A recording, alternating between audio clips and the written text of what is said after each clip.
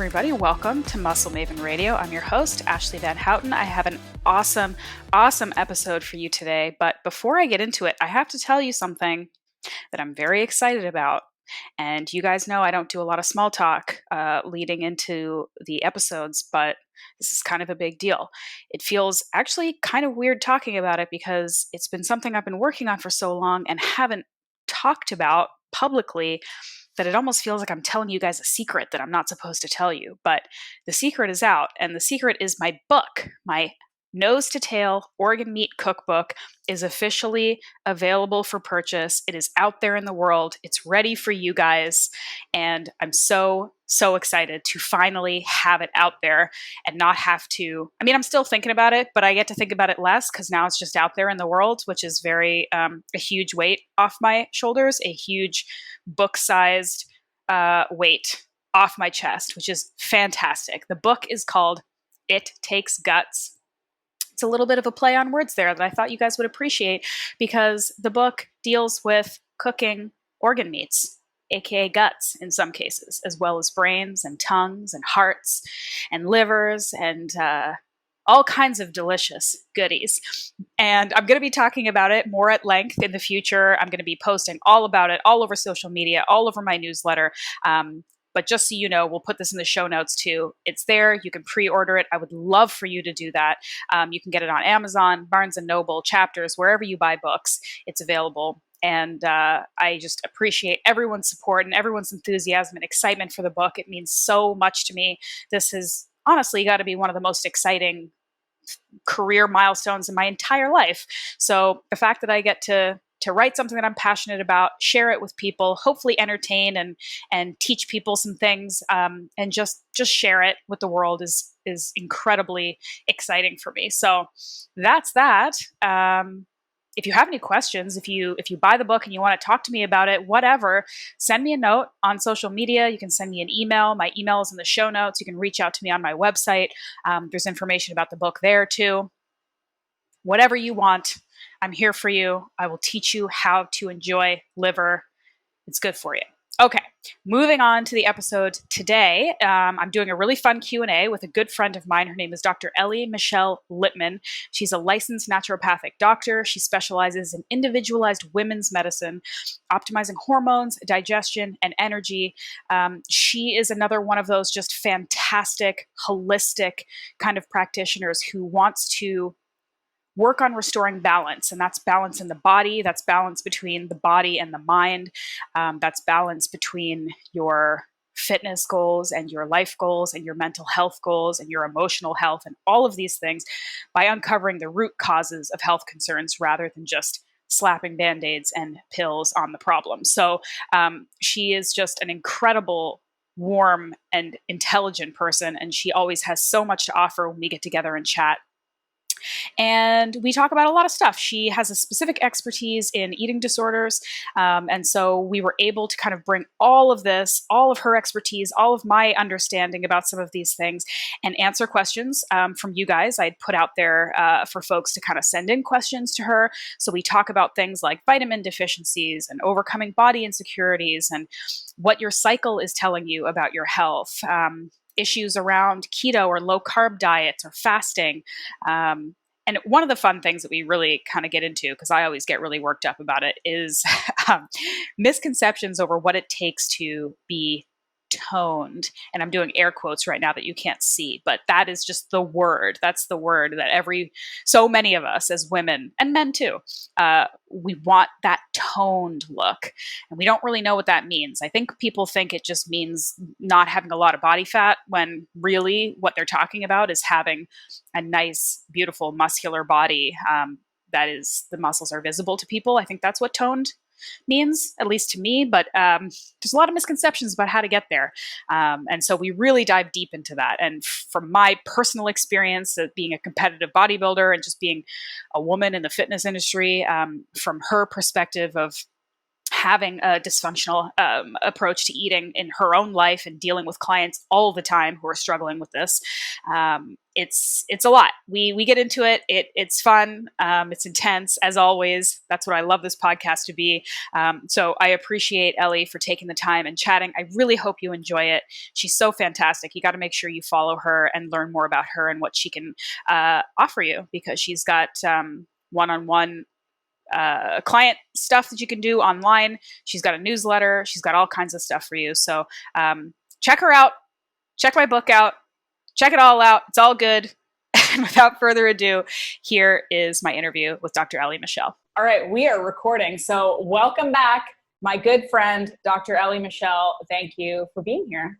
Hi, thank you so much for having me. I'm so happy to be back. I'm so excited to do this. We have done a couple, or at least one, I think, podcast interview, but I've been meaning, since I rebranded and made this podcast just bigger and better, I've been meaning to have you on to talk about some specific topics that are of a lot of interest to my listeners, specifically regarding hormones and relationship with food and just kind of general health for women, which of course you are an expert at that, and we can talk a lot about a lot of different things. And I was able to kind of crowdsource some questions, some specific questions from folks on social media. So we'll kind of get into those.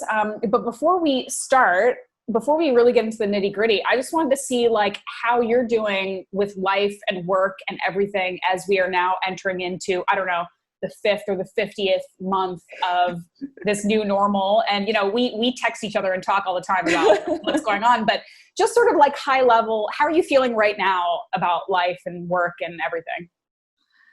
Oh, wow. Be honest. Thank you for asking. Honestly, it's kind of funny because for completely separate from everything that's happening in the world, because there's so much happening in the world, just speaking on a personal level, I actually feel fantastic. Like I feel like probably the best I've felt in a really long time. I think it's related to a combination of being able to really simplify these last several months and really just stay focused on what truly matters to me.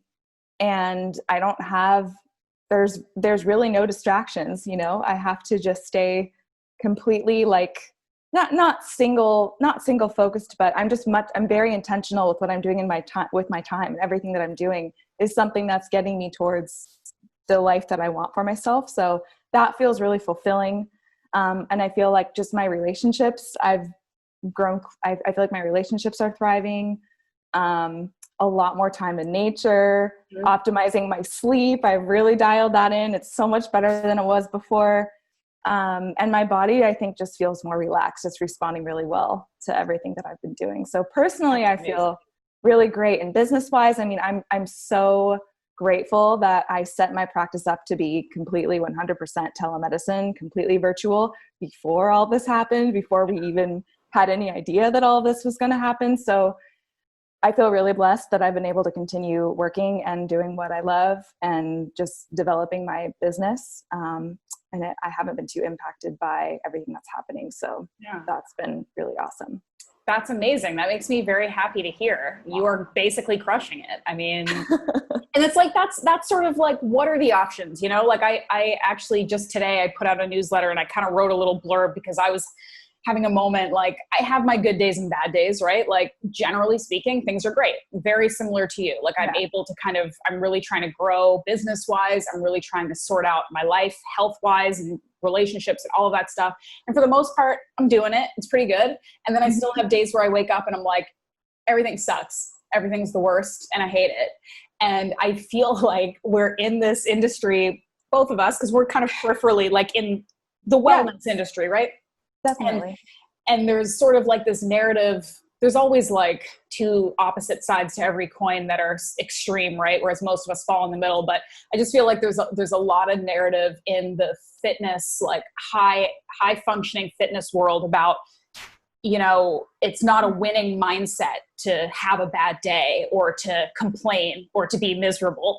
And I want to challenge that a little bit because I don't think that's a realistic message to send to the general population, that if you feel shitty one day, that's weakness and you need to get over it.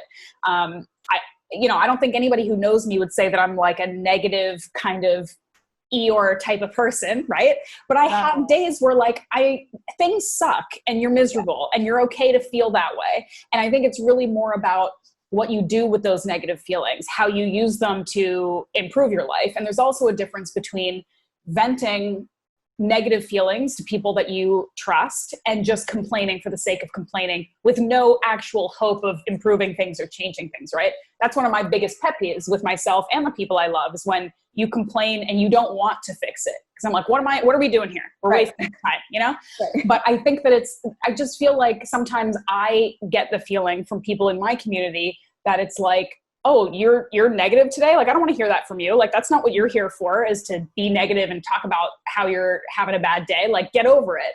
And I just want to remind people that it's okay to feel crappy, even when you don't have a good reason to, because we all do. And the people online who say that they never dwell in those feelings is lying to you, But it's like, how long do you stay there? What do you do with those emotions? How quickly do you get out of it? How quickly do you get back on track? Is, I think, the more important part of it. So I don't even know where I was going with that, other than to say that it's okay. It's okay for some days to feel like you're crushing it, and other days that aren't much different than the other day to feel like things are terrible. We're in a weird time, and that's what happens. And it's okay to feel that way. So anyway. I know. I love that you said that. And by what I said to your first question, I don't mean to sound like, oh yeah, I'm like all the time I feel fantastic and I'm just like, everything's hunky-dory. That's not what I mean, I have days too, I'm the same as you. I'm overall, you can tell, everyone tells me I smile all the time. Like, I'm a very naturally like happy, positive person, but that's what that's what my persona is when I'm around people, when I'm by myself. I for sure have my moments, and I actually consider myself, people who are really close to me know I'm actually a pretty emotional person. I cry very easily. And I actually am really glad that I do, because I feel like I can process emotions really quickly that way, because I just feel it when it's there. Yeah. And then it passes. And so I also have days where I just will feel way more down or anxious, or just everything that's happening in the world will weigh on me much more heavily. I feel like, I need to do something about it. But I think that, like you were saying, it's really important for everyone. I was about to say women, but I think it's important for men and women to be conscious of the emotions that are coming up and allow yourself to feel them. Because if we don't, then that's when I think problems happen and our health becomes affected by that, because emotions are energy in motion, and it has to, like, that energy has to go somewhere. If it doesn't move through you, it's going to get stored. Yes. And I would almost say in this case, it's like maybe men need to hear it even more than women, because we do have, a culture that sort of does allow women to be more openly emotional and share their emotions whereas with men, it's sort of seen as weakness, which is another whole problem we could go into, that showing emotion or doing anything considered feminine is considered weak or less than. That's a whole other podcast we could get into. But again, it's like with anything, and we're going to get into this with the health conversation we're having, it's about balance, because you obviously don't want to dwell in negative emotions. You don't want to get stuck in a negative feedback loop. You don't want to let your emotions completely control your life and everything you do, but you also don't want to get stuck in this like self-help cycle where every time you feel a negative emotion, you're like, no, that's not happening. I'm not doing that. That's not real. That's that's not helpful either. So I guess we've talked about this before, but that's why balance, I feel like, is actually the hardest thing to achieve. Like, being 100% one way or 0% another way is pretty easy. You can follow strict rules and get there, but finding this balance that just works for you and makes you happy and makes you fulfilled is actually the much tougher way to do it. And just recognizing and accepting the fact that being human comes with a full range of emotions. We can't always be up here. It's going to be like this all the time. Yeah. And you just get to ride that. And so if you can, when you're having a negative, or I don't even like to say negative versus positive, because it's all neutral. Like, none of it is good or bad. I don't like that we label like, oh, it's good to be happy and it's bad to be sad. That's what the pharmaceutical industry is like, oh, you're depressed, bad, pharmaceutical. That's not it's just, we're going to feel depressed. That's part of being a human being, and shit's going to happen, and there's going to be hard times. There's no avoiding it. And when we try to avoid it or resist it, that's when that's when things get even worse. Yeah. So if we can just accept this just comes with the human experience, and you're just riding the wave. Like, if it's going to go down, you're going to be back up again. And then when you're back up, you like, okay, I appreciate this moment. This is great. This feels awesome. But then there's going to be a down, and then you go back up. It's just constantly riding that and taking care of yourself through it. So I think also when you're feeling that way, when you're feeling those emotions that are maybe less pleasant to feel, that's when it becomes that much more important to go back to your self-care and do the things that you know are going to make you feel good in your body so that you can process that emotion better. Yeah. Being a human is messy. We just have to get used to it. Yep. Okay. So I don't want you to obviously disclose anything super personal about patients, but generally speaking, with the patients and the work that you're doing right now since quarantine has started and over the last few months, has there been any kind of significant trend of like specific questions or challenges people are having or things that they're dealing with that maybe are different from, because we know there's like these universal issues that we're going to discuss today, but like, has there been anything kind of new and interesting that you've been dealing with, generally speaking? Oh yes. Okay. People are stressed. Yeah. Like more than normal. Oh yeah, there's been a lot more stress for various reasons. Some people are, genuinely stressed about the fear surrounding what's going around. Some people, it's the financial impact. Some people, it's just having to stay at home and, being stir crazy, not being able to go out or go to work or have their usual routines. So there's a lot of different reasons why this has increased people's stress levels so much. Mm-hmm. But that has definitely been, stress and anxiety has increased a lot for, I would say, the majority of the women that I work with. And then period issues, people are having, their cycles are getting kind of wonky, whether they're shorter or longer, or they're having more symptoms associated with them. So, I mean, of course, it's a no-brainer to me. I mean, that's very much correlated to the stress.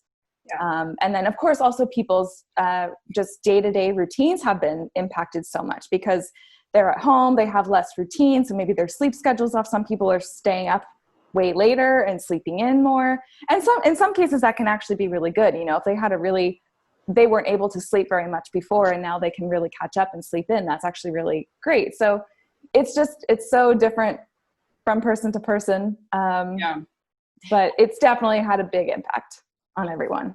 And is there again, we'll talk about your recommendations and general recommendations about managing stress, which are sort of universal and ongoing. And I don't think there's like any new secret you're going to tell me today about managing stress that I've never heard of before. But have you been approaching it in any way differently because the circumstances that people are living in every day are different? Or does it, again, just kind of always go back to these basic lifestyle choices that we need to make for ourselves? It definitely does always go back to the foundational pieces of how we take care of ourselves. And again, it depends on kind of what the primary reason the person is stressed is. That will depend how I approach it. Yeah. I think there's been, in some cases, just more focus on immune support because that can help calm people's anxieties about that. If they feel like they're being proactive about taking care of their immune system, that can kind of help to calm people's stress levels. But yeah, no, I mean, I just really try to be with them for whatever. It's again, going back to what you were saying about finding the balance and it's okay to have all of these things that are coming up for all of us in terms of our emotions, just holding space for that and not trying to be like, oh no, it's okay, don't worry. I don't want to downplay it because that doesn't help. Yeah. And I think a lot of us have this like discomfort with when somebody else is having any kind of discomfort or uncomfortable emotions. It's hard for us to just be with them through that. And I think that's one of the most healing things is to allow that person to be wherever they're at and not try to fix it. Yeah. Just validate them. Mm-hmm. Yeah. That is hard because the only thing worse than like sitting in your own shitty feelings is like sitting in someone else's, right? And just feeling helpless, maybe. Yeah. I suppose when we reframe that concept to you sitting and being with them and listening and being present for them is an action. It is a thing that you're doing to help, even if it seems it feels kind of like, you're not doing anything at the time. That's actually very important for people.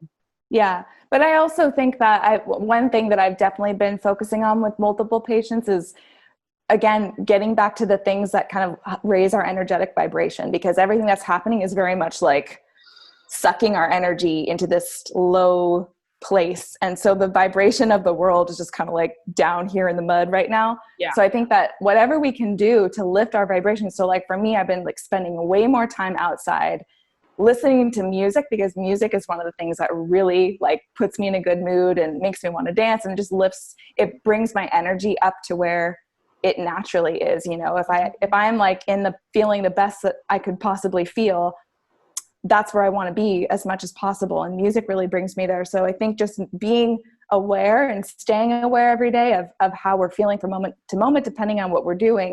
And then we can really think, oh, wow, I really felt like I was just in this blissful state of being in that moment. What was I doing that brought me there? Because a lot of times it's nature, a lot of times it's music, sometimes it's, like some kind of creative activity that will bring people there. Anything that kind of gets you into the flow state. Yes. That's what's going to really, it doesn't have to be like you go sit and meditate for an hour, that doesn't have to be it. It's anything that brings you into that state of just feeling completely present. Yeah.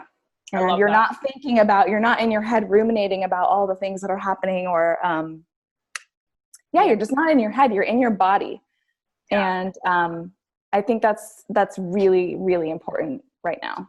Yeah, I think that's why I miss the gym so much, and why for the first few months, like I've been kind of seeing like the change in how I'm managing this situation from the first few months of quarantine to the last few, because and everybody kind of approaches it differently. Some people have like their first few months where they're like shell shocked and just, in a constant state of chaos, and then they sort themselves out. And I kind of went the opposite, where like the first couple months I was like, I got this, don't worry about it. Like I'm doing my home workouts, I'm crushing it. I'm eating better, I'm sleeping better. And now like as we're in the summer and there's still sort of no end on the horizon, and I'm just seeing, I'm really starting to like internalize like what's going on in the world. I'm like, oh man, it just like, I'm just, it sucks. And like gyms haven't opened up here yet. And for a while we were trying to do like outdoor, like really mentally kind of challenging workouts that were doing exactly what you said. It's like bring you into this flow state where you just are in your body, you're present, you're not thinking about anything else, you're just feeling your body and like exertion and like hard work. And that was so great.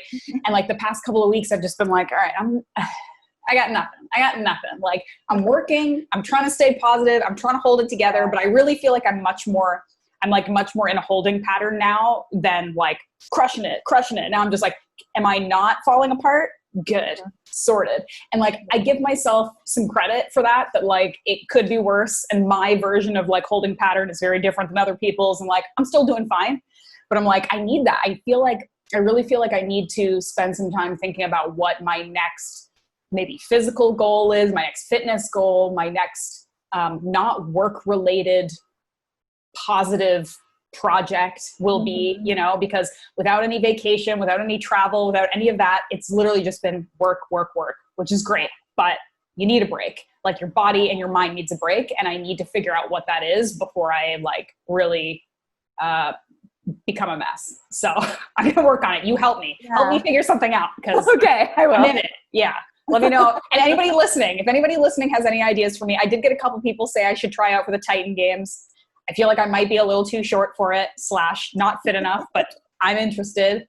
But yeah, if anybody has any ideas for me, let me know, because I'm looking for a project. Anyway.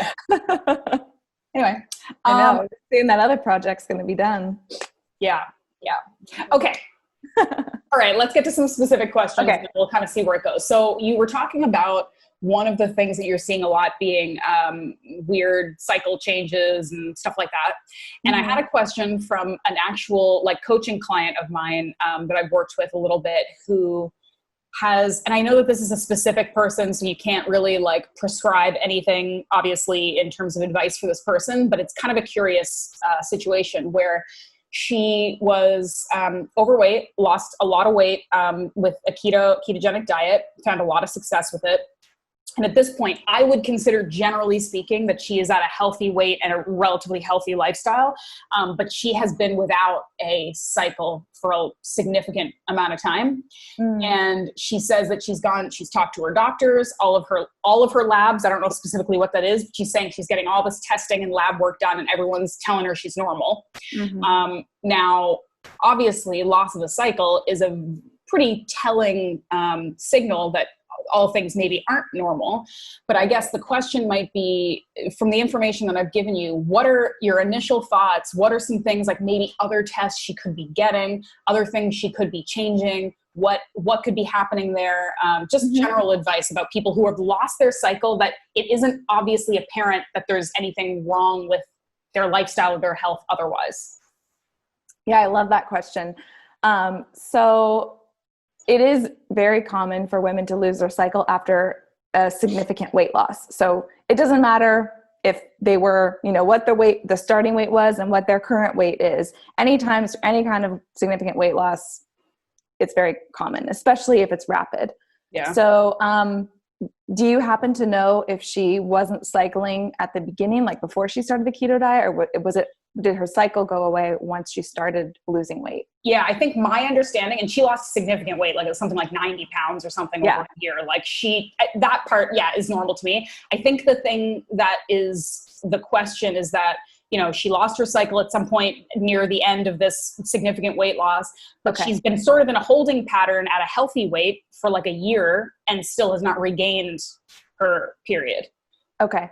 So the two first things that I would look into is, A, how is she eating? Is she still eating like she is on a weight loss diet?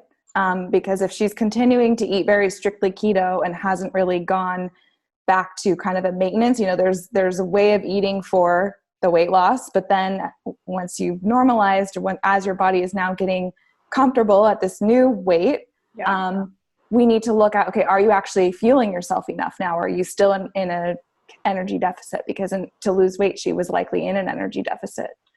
And the other thing to look at is her exercise, her movement, because if she was also exercising very heavily, or if she was working out a lot for that, then if she's continuing to do that, that may not be helping her in terms of having her cycles again. So the other thing to ask is that if this weight actually is healthy for her, that would be something to explore, because our culture, the medical community has definitely a weight stigma. The diet and fitness culture always tells us smaller is better, lower weight is better. There's a certain body type that we all think we should have, and not everybody has that body type, and not everybody can be healthy at that kind of aesthetic.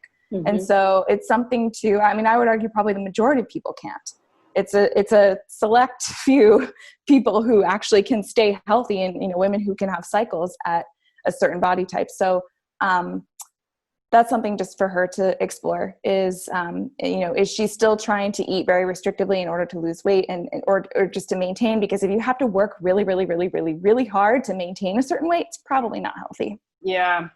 That is a very tough conversation that I've had numerous times with clients, where I've had to get over my feeling of like, I'm essentially telling a client to settle for something that they didn't actually want, but really it's a revising of what your goals are based on sustainability and health, and it's not like, I don't think anyone's ever going to say like, don't try to get stronger or even improve your body composition. Like, people could look at both of us and be like, if either of you want to change your body composition, you're crazy and you're nuts, right? Because we're fit people, right? Like, my body isn't perfect, your body isn't perfect, I don't know, but like, we are healthy, very much within a very healthy, fit looking range, right? There's still nothing wrong with either of us having body composition or fitness goals, right? But it's when you're tipping the scales from, this is like a kind of a fun project and you're learning about your body and you're improving and you're enjoying yourself, versus this is controlling my life and I need to get to this goal or else I'm going to hate myself forever.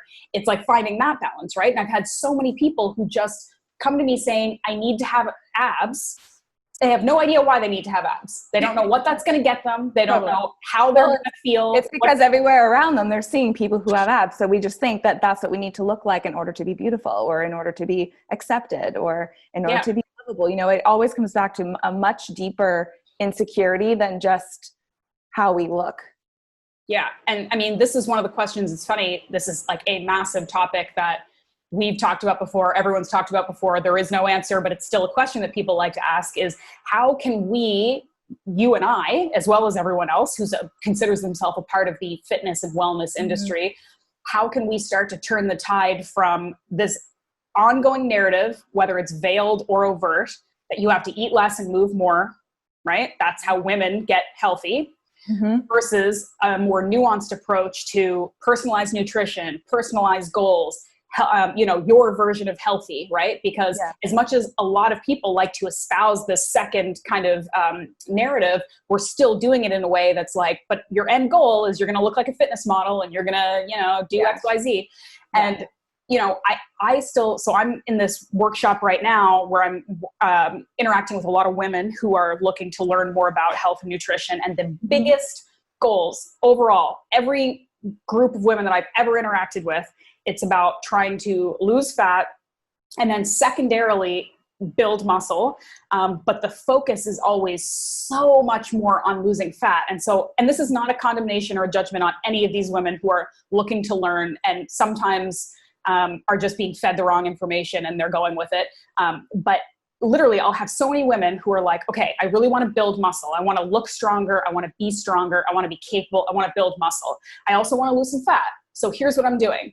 5 days of HIIT workouts, 1 day of strength training, keto. Like, it's just, there's so much emphasis put on fat loss, like intense workouts that just burn fat. And I'm like, how does anybody expect to pack muscle onto their body doing HIIT workouts every day and eating in a caloric deficit? Right. And you're putting yourself into a state of catabolism. And like even men who gain muscle so much easier and faster than us and have so much more of an ability to just gain muscle. Like if you told a dude, like this guy's like, I'm trying to bulk up. I want to gain 10 pounds of muscle this year. I'm doing HIIT workouts every day. And I'm following this super strict diet where I'm like in a minor deficit. Like every coach would be like, what do you think you're doing? That's stupid. Like that's not going to work. You need to do, and you know, it doesn't necessarily mean you have to go the other way and like bulk up and never do cardio workouts anymore if that's what you enjoy. But the emphasis, it's so crazy. Like just how many messages are like, I want to gain muscle and lose fat at the same time. And I'm doing that by just constantly beasting myself with cardio and metabolic conditioning. Yeah. I don't know how you think muscle is going to spontaneously grow on your body as a result of that. Like it's, I see that all the time too. I mean, I talk to women all the time and they're doing all these HIIT workouts. They're doing Orange Theory. They're doing spinning. They're doing the power yoga. They're doing all these things that at the end of the day, I mean, they still want that fit, toned body. Everybody wants to be toned. And we're doing all these crazy intense things that have really, there's none of that strength training in there. Or they think strength training is like, oh, Pilates. Like, I guess there's like a strength component, but it's a completely different type of it's not the same as lifting weights. Yeah. And sometimes you do have to learn this for yourself. Like I know, I've always been heavily skewed towards weightlifting. But even when I was like bodybuilding and I had to be lean for these competitions, I was just adding tons of cardio onto the end sort of. So like my approach was always build up as much muscle as you can, and then sort of as safely but relatively quickly as you can, kind of lose all that fat at the end just so you look good for a minute for the competition without trying to lose as much muscle as possible. So you're not like doing this super prolonged restrictive diet where you're going to start eating your own muscle and all of this stuff. So I would do a lot of cardio too. And I really feel like this quarantine has taught me some things about minimum effective dose, because even when I wasn't doing a lot of cardio, I'm still going to the gym like 5 days a week because I love it there. And that's also fine. But 4 or 5 months into not going to a gym, hardly lifting weights, and literally doing no cardio except walking. And I'm like, my body composition has barely changed. Barely. And I'm like, shit, the amount of effort that I'm producing to make this much of a difference, which may actually in the long run have potentially hurt my health or whatever. So like, it's like this lesson that I'm even picking up despite being in this industry for so long. And I'm like, I fully do not need to do HIIT to have a decent level of leanness that I enjoy. I do not need to heavily lift weights 5 days a week to maintain the muscle that I have. And of course, maintaining and growing is a different situation. If I was trying to grow muscle during the quarantine, I would have had a much harder time without some of the resources that I enjoy at the gym. But it's lessons that I think sometimes you need to model for other people, show to other people, but ultimately people need to sort of get it for themselves a little bit too. And I just hope that, you know, seeing some of our experiences or our lessons, like, you know, you don't need to work so hard. You just need to work in a focused way with a specific intention and work towards that specific intention, you know? Yes. And I wonder, if you don't mind sharing, how do you feel like your sleep has been now, like lately, since you have been not doing as much of not pushing yourself quite as hard, resting more? How do you feel like your sleep has been and your PMS symptoms? So we had talked at the beginning of quarantine about my weird inflammation and crazy histamine issues. I'll very briefly go over here because I feel like I've talked about it on the podcast before and people listening are like, we get it, Ashley, you talked about your hives before, I don't care anymore.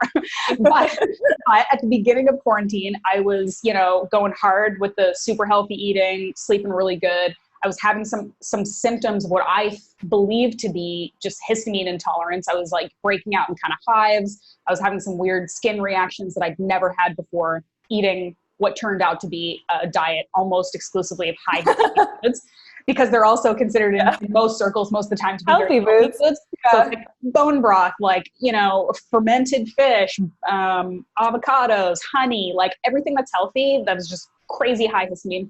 And that combined with, you know, stress and not leaving the house and reduced sweating and working out. So I was having some weird symptoms there. I adjusted that through food.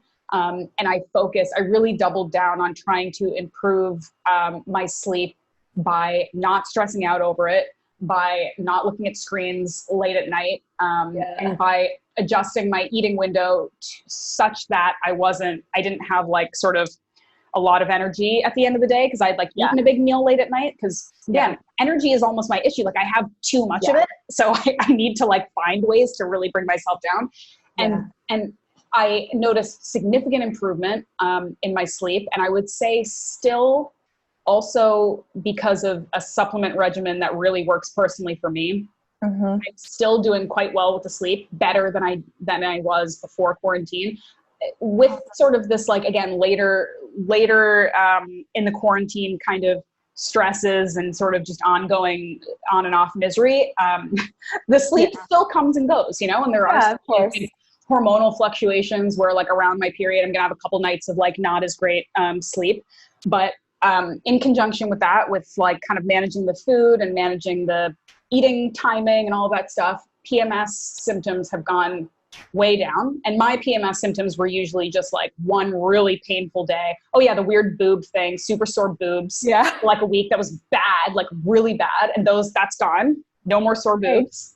Great. So I'm very happy about that. Well, I mean, I'm just curious. I wonder how much of that is related to just chilling out a bit on the exercise and your cortisol has probably gone down, and that maybe is affecting your hormones. It's such a weird concept because as I'm even talking about like women work too hard in the gym, like, and I'm also maybe guilty of that, but it's so hard for us to see it in ourselves because first of all, if I compare myself to other people in the fitness industry, I'm not working that hard, which is not a smart thing to do. You can't compare. Their body's different. My body's different. But also when you don't register hard work in the gym as stress mentally, even if it is physically manifesting itself that way, it's very hard to make those connections because I saw going to the gym less as an added stressor because that's where I went to relieve my stress. That was a social place for me, right? It was so much fun. And now that I don't have that, I'm like, oh, this is making my life worse, where it may actually be improving my health. I don't know. Totally. But the mindset can get in the way. You know, maybe really it actually is going to be supportive of health, but our mindset will kind of like twist it around, and then we stress ourselves out about it. I think what you said is probably so true for so many women. There's so many women who, people who love fitness and women who love to exercise, and we see that as a stress release. There's so many people, I tell them, okay, you need to rest more, you need to relax more, we need to chill. And they're like, no, but that's how I deal with stress. That's how I cope. And that's it, that's where it's such a fine line. Exercise is a healthy activity to a certain extent. We have to find the healthy, happy balance for our body. And there is no point comparing to other people because, like you said, everyone's different and we all have a different stress. Jade Teta, he calls it the stress barometer. We have a stress barometer and everyone's is very unique. So some people can handle a lot and some people are much more sensitive to it. So we have to keep that in mind, but then also we don't actually know what's going on for these other people. So when we compare, like we just see what they post on social media or, what they choose to share. We don't actually know what their internal health markers look like. We don't know what their hormones look like. We don't know what's happening for them on a mental, emotional level. We don't know how much, body insecurity, body dysmorphia they have that's kind of running why they work out the way they work out. So there's just so many different factors that we don't know, and it doesn't do us any good to compare. So I want you to dig a little bit deeper into this, common advice that you would give to a lot of female clients about like maybe learning more about relaxing and recovering and being okay with not going so hard all the time, and things like maybe lower impact movement, yoga, mindfulness practices, breathing practices, all of these things that we all know is good for us. Some of us buy into it more than others. But one of the things that I've kind of talked about in the past is like this idea that if we have a practice that has worked for us for a while, is no longer working for us. So maybe that's super strict keto, or maybe that's 7 days a week of cardio. It served a purpose for a while or else we wouldn't have done it, right? Yeah. And now we need to replace it with something that's going to serve us better now. And it's addiction 101 that you have to replace a bad habit with a good one, because you can't just get rid of a habit that has been serving you and then just be like, I'll probably be fine. I don't know. You got to replace it with something, right? But it's not necessarily effective all the time to say, okay, replace this like super high endorphin, like crazy CrossFit workout that you've been doing every day. Just go replace that with yoga for a while. You'll feel better. Like it's not going to give you the same feeling. And so it's going to be really hard to convince people to do that because they want that feeling. They want that feeling of accomplishment or the endorphins or the whatever that they're getting from this other thing. So what kind of advice or how do you kind of speak to clients about that? Or I don't know if you call them patients or clients. Usually patients, but yeah, I mean, if they're outside of the state of California, I call them clients. Okay. So how do you talk to people about that concept if they're not necessarily ready to kind of give up the feeling that the other stuff was giving them, It's tough. It's really tough. I would say probably people don't really feel, I think, motivated to make those kinds of changes until they actually experience the effects physically on their body or, whatever their symptoms are that they're coming to me for. Once they see how increasing their relaxation and restorative practices, once they actually see that makes a difference, then they're more inclined to want to continue doing that. So, for example, I had one client who,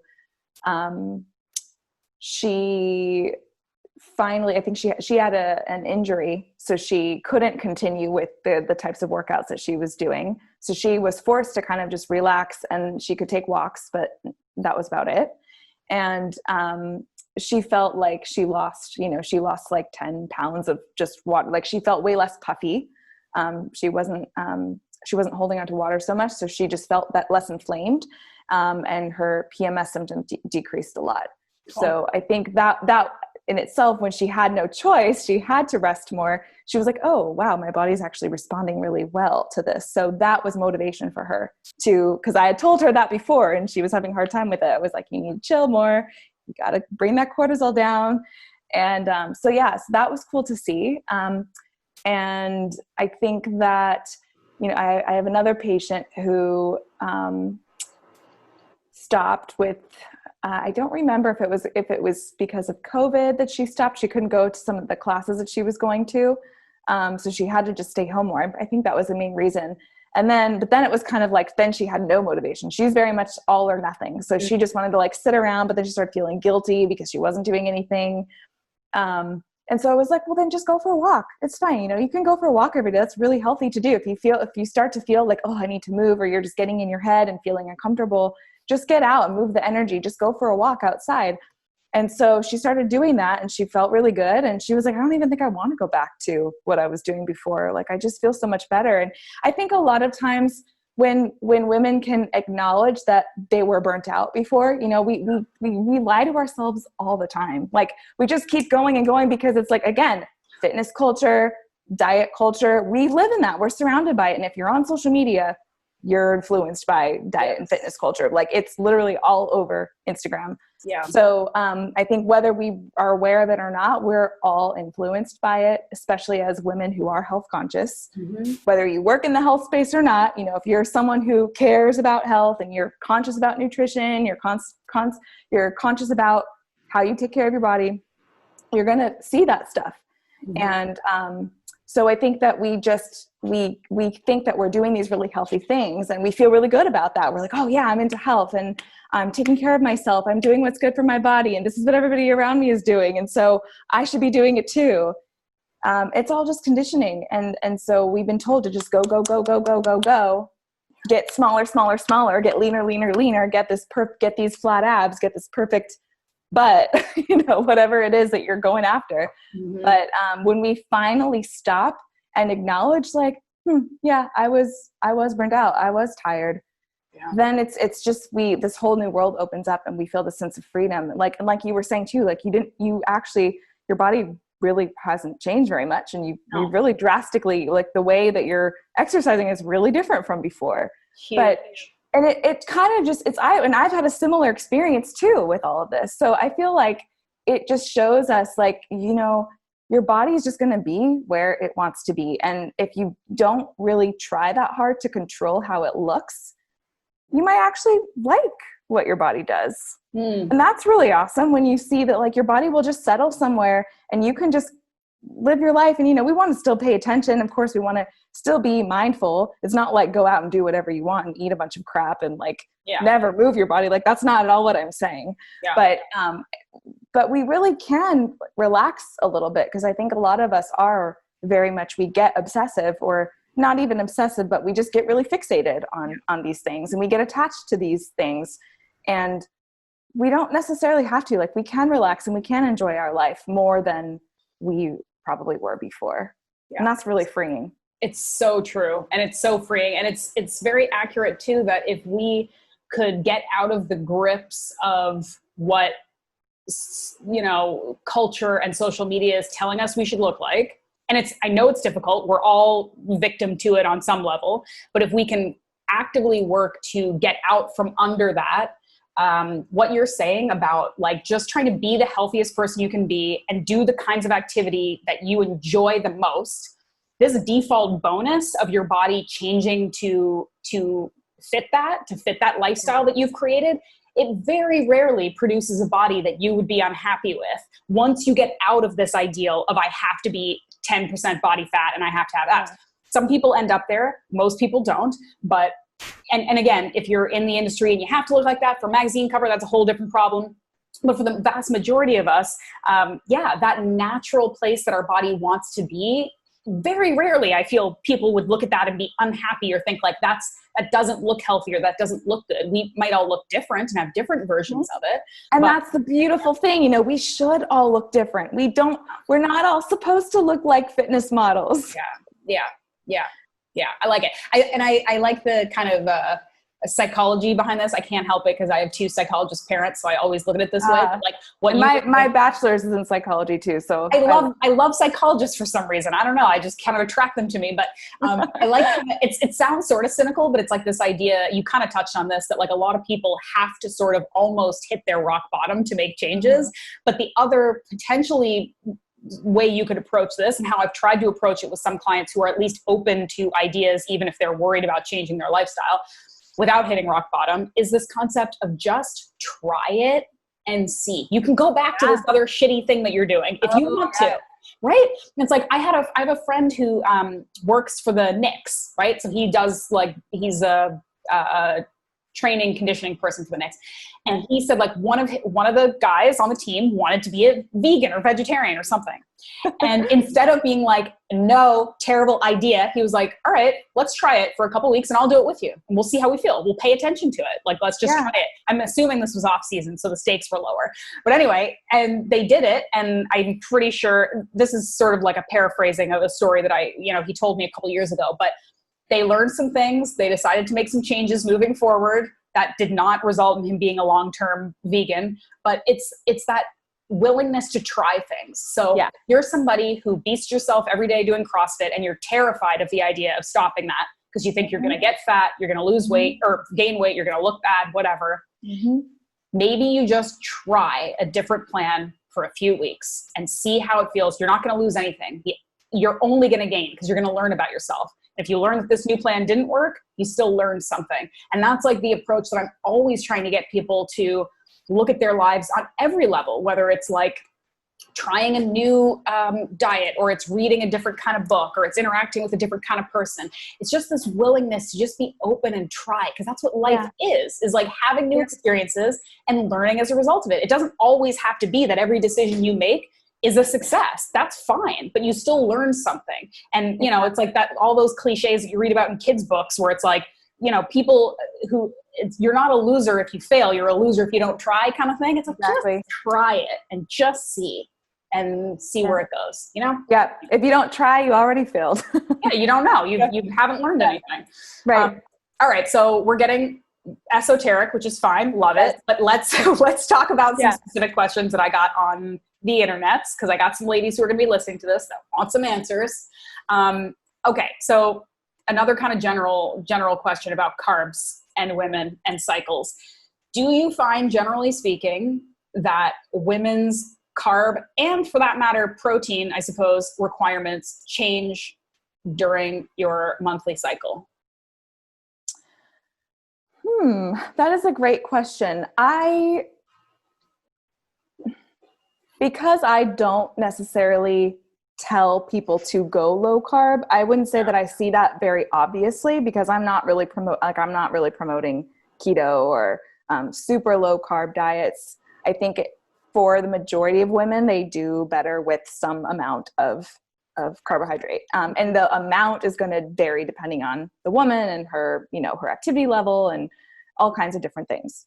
So the answer to that, it's kind of like a gray area, I think. But probably just knowing what we know about the menstrual cycle, I would say that most women, I think, tend to do better with more carbs in the follicular phase, which is the first half of your cycle. So usually, if we're going from an average cycle is 28 days, some women are longer, some women are shorter. So 28 is just the average. So for most women, days 1 to 14, that's your follicular phase. And because we're more, estrogen is our primary hormone in that phase of our cycle. Progesterone is the primary hormone in the second phase of our cycle.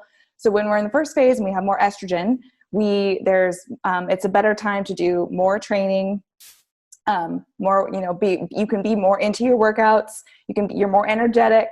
And because you're perhaps working out more and pushing yourself more in the gym, you may want to up your carbs in that time. And then in the second half, that's a time to kind of chill out a little bit more, go inward, and maybe more of a focus on protein and fat instead of and less as much carbs. But that doesn't mean not to have carbs in the second half of your cycle. But probably if you're going to be playing around with the timing of them and the amount, it's good to try doing more in the first half. And that's simply just because of the effect of estrogen. Okay. It increases our insulin sensitivity. High estrogen does? Not high estrogen, but when you have more estrogen around, will increase our insulin sensitivity.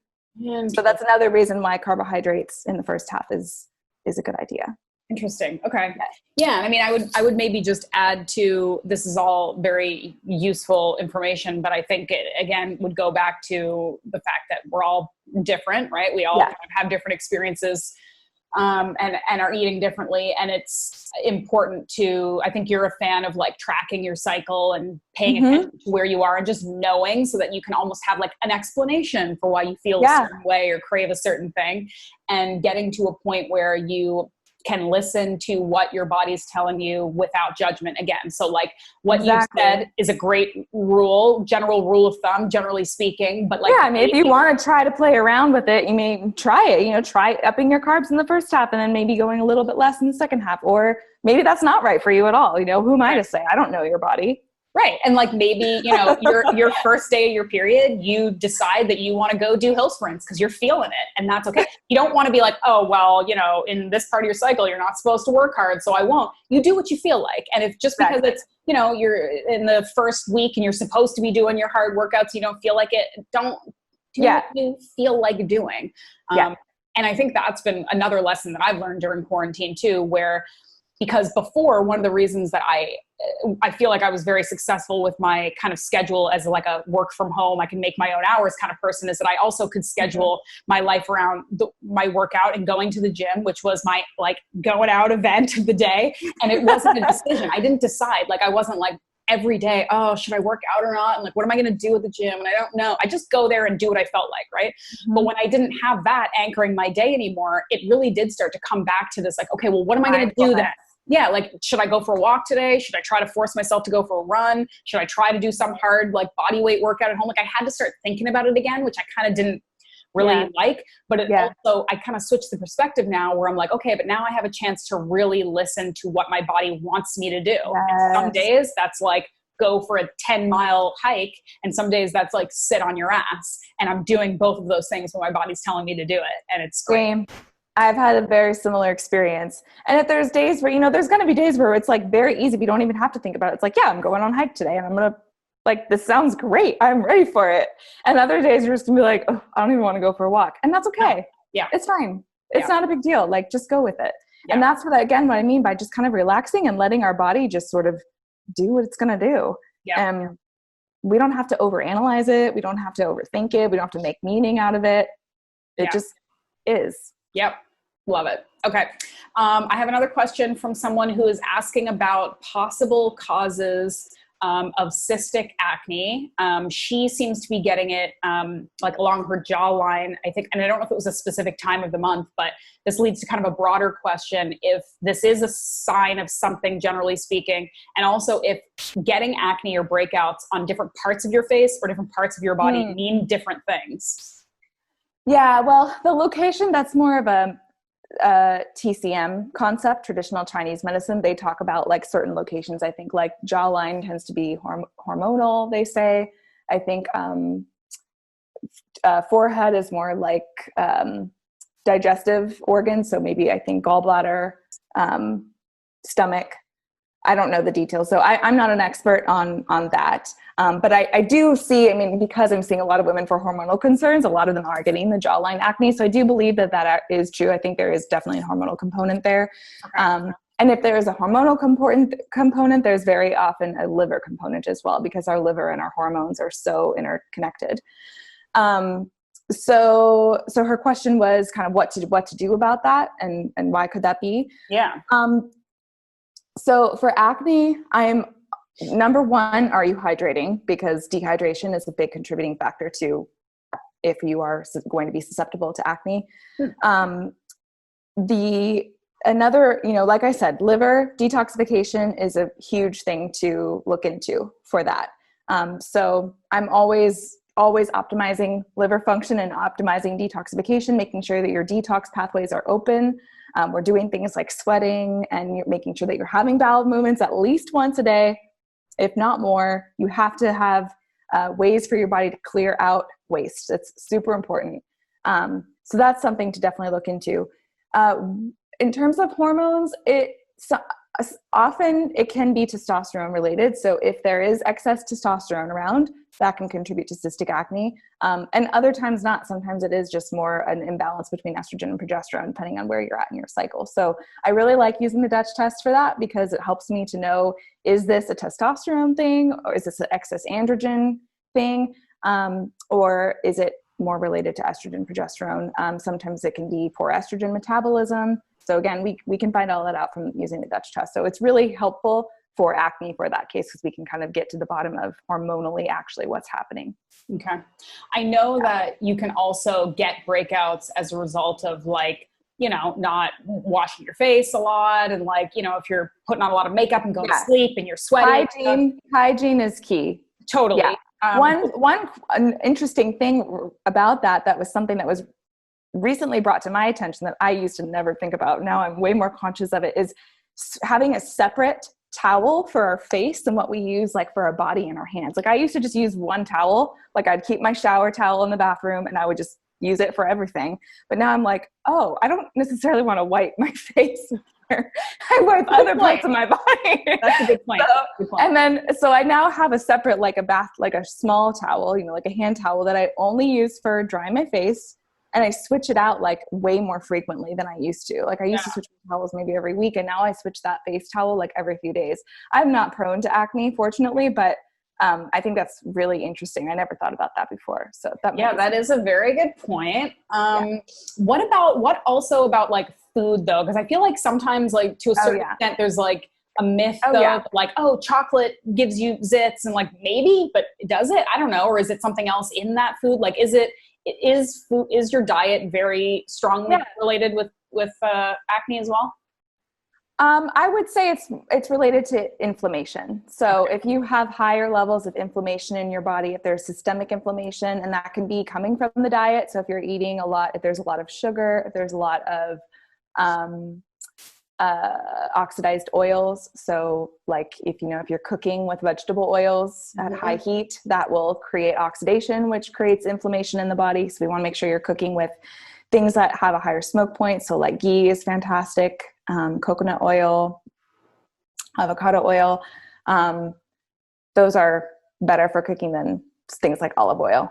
Or, you know, a lot of times in restaurants, or if you're eating out, you're getting like safflower oil and all these other things that are vegetable oils that are not olive oil. And those are not healthy for us either, to have in excess or to have on a frequent basis. Every once in a while, no big deal. Don't stress about it.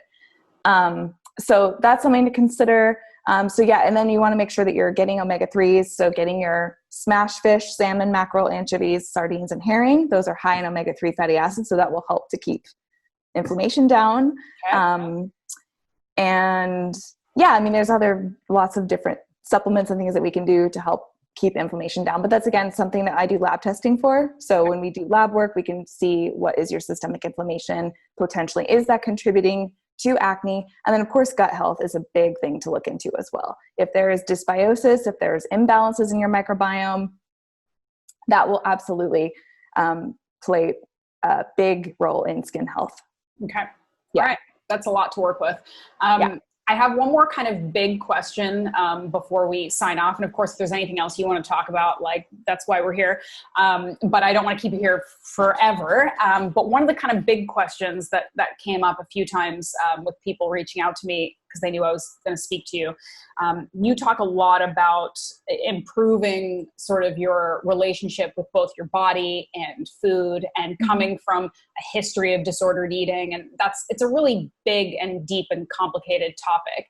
And the question that was kind of posed to me in a couple different ways is sort of trying to understand, obviously there are both physiological and mental and emotional reasons behind binge eating or restricting eating, or just whatever kind of, disordered sort of approaches to food.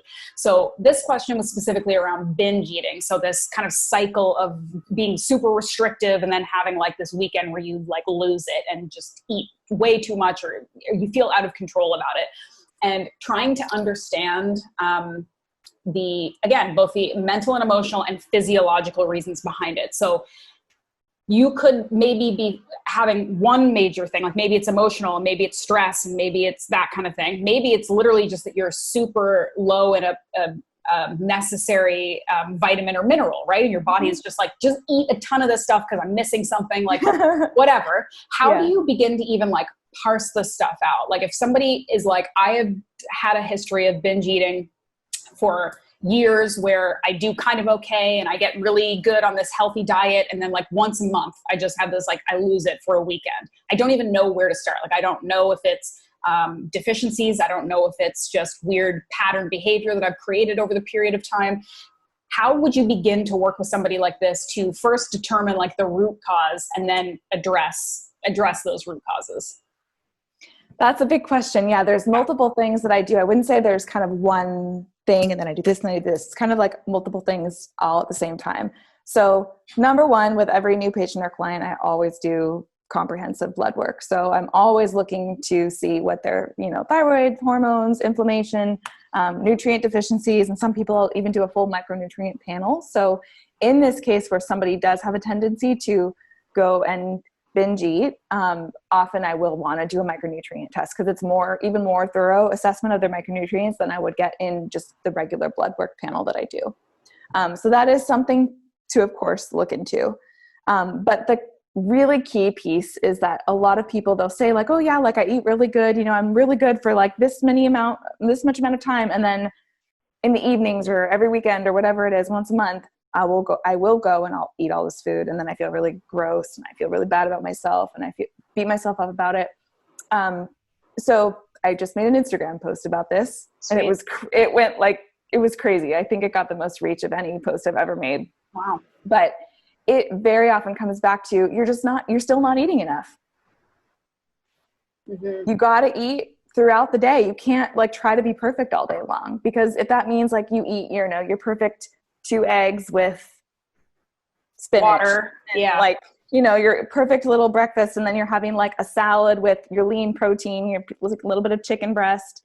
And then your dinner is like some fish with asparagus. Anyone would be starving. You have to eat way more food than that. Women need to eat, at least, I'm not even going to say calories because everyone is different, but everyone needs at least 2,000 calories, if not a lot more than that, especially if you're active. Really? You would feel comfortable saying that all women need at least 2,000 calories? I do feel very comfortable saying that. Okay. That is, I gotta say, a statement, because I know a ton of women who are not eating anywhere close to that. Yeah. Wow. Yeah. And if you have a fat loss goal, a lot of people are going to be eating under that. And I mean, it can be effective, not all the time. Oftentimes it is not effective, and for some people it is. But it's for long-term health, that's not optimal. I'm talking for long-term health. Okay. For optimal health and for longevity. Mm-hmm. I think it's worth pointing out here too, and you can back me up on this or not if I am not saying the right thing, but I think a lot of people think that the protocol that they need, if they do have a lot of weight to lose, or if they are really metabolically unhealthy and they're undergoing sort of a specific protocol to get to a different place, that doesn't mean that you need to be like that forever. So if somebody is very overweight and doing a calorie deficit sort of approach to lose some fat, that doesn't mean that if they're eating 1,500 calories a day for 3 months or whatever it is, it doesn't mean that because that worked for that time that now you have to eat 1,500 calories a day for the rest of your life. That the lifestyle that it takes to make a change is not the lifestyle that you need necessarily to maintain a change. And I think that's worth pointing out for people. This is the really interesting thing though, is that, maybe you eat 1,500 calories for 3 months and you get to your goal, ideal body weight where you want to be. And then if you start eating a more healthy amount, and I don't mean like going back to what you were doing before, because maybe like, let's say for example, you weren't eating very healthy before, I'm not saying just kind of like letting go, but if you're eating a really nourishing diet and you're eating a good amount of calories and you're eating really, nourishing, good quality nutrients every day, and you do gain some weight, then perhaps that weight, your goal weight that you dieted to get to, isn't where your body wants to be. And that has to be okay. Like we get to accept, we don't have to, we actually get to just embrace the bodies that we have. That's what I'm really all about. And I think that we can be really healthy and take really good care of ourselves. It doesn't necessarily mean we're going to look like how Instagram tells us we should look, but why would we want to look like that anyway? We shouldn't want to. I mean, we want to be embracing and celebrating our differences, and the way bodies can look so different, and they're all so beautiful. I mean, I just think the women's body is incredible. Yeah, it's crazy. It's Yeah. crazy what it can do. It's so It's impressive. insane. Yeah. It is insane. It's like a crazy science experiment. Like dudes, Yeah. well, I've said this before. Dudes are good. Like I think sometimes we don't give them enough credit. Like we, that whole, again, the other sort of like popular culture stereotype that allows women to be objectified by saying women are just more beautiful than men. Like women's bodies are just more beautiful. I'm like, have you seen Aquaman? Like Yeah. men's bodies are very beautiful. Like stop. We're allowed to objectify both Yeah. because men are beautiful too. But men are beautiful too. but the range of things that the woman's body is capable of doing is pretty next level. Like that's, we need to respect that more, I think. Yeah, absolutely. Yeah. But yeah, so I think that the eating enough and spacing it out throughout the day, not just like trying to be perfect. Yeah. And you finally let yourself eat at dinner. It's like, give yourself energy to get through the day and sustain that, because it's like not just doing it 1 or 2 days. It's like you have to do that every day for a long period of time for your body to feel safe. Yeah. Because if your body doesn't feel safe, it's going to be like, get me energy because I don't want to die and I need to be able to survive.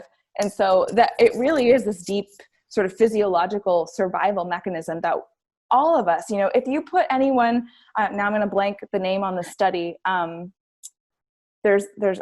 really should know this. I'm going to look this up afterwards so I can reference it later. But there is a study where they put men into starvation for, they basically starve them for a certain period of time. And when you end that period of starvation, everyone's going to just gorge. Yeah. That's what the body will do. So if anyone who binge eats, I'm like, if you're struggling with that, there is this level of you're still restricting too much. Mm-hmm. So you have to make sure that you're eating. The other key piece that I'm always thinking about with that is how much sweetness is in your life. Because a lot of times people are wanting to go to town on sweets. That's what most people, when they're going on binges or they're overcompensating, they are going to sweet things. And so it tells me that you're craving sweetness in your life. And so I always ask my patients and clients, what can we do? What can you do to kind of fill that craving for sweet? What are some other things that we can do so that you just feel like nourished and comforted? Yeah. And so your body can feel relaxed. It could be, maybe we need to be having more sex, having more orgasms. Mm-hmm. Sometimes it's taking baths. Sometimes it's dancing. Sometimes it's just more time, like with girlfriends, just like bonding time. And that's hard right now because we can't see people physically in person as much as we did before. Yeah. But